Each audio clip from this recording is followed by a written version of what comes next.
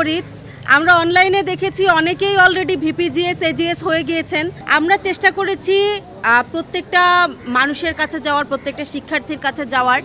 ছাত্রী হলগুলোতে যেহেতু আমি প্রবেশ করতে পেরেছি, প্রত্যেকটা ছাত্রী হলের প্রতিটা রুমে যাওয়ার চেষ্টা করেছি এবং আমি গিয়েছি, দেখেছি ছাত্রীদের ভিতরে অনেক আগ্রহ আছে, যেটা অনলাইনে দেখা যায় যে হাইপটা, অফলাইনে কিন্তু তার বিপরীত।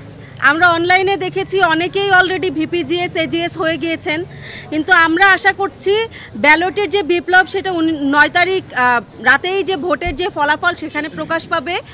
আমরা ছাত্রীদের কাছ থেকে অভাবনীয় সাড়া পেয়েছি, তাদের যে ভালোবাসা, তাদের যে উৎসাহ, তার কারণে, সে উৎসাহের কারণে আমরা 12 দিন একটানা প্রচারণা চালানোর পরেও এখনো পর্যন্ত সুস্থ আছি, স্বাভাবিক আছি, ভালো আছি এবং নির্বাচন নিয়ে এখনো পর্যন্ত খুবই উৎসাহিত আছি।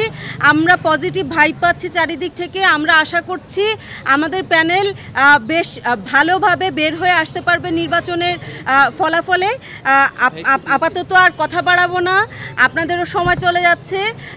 আমরা শুধু এটাই বলতে চাই যে ফেসবুক দেখে আসলে নির্বাচনের ফলাফল নির্ধারণ করা যাবে না।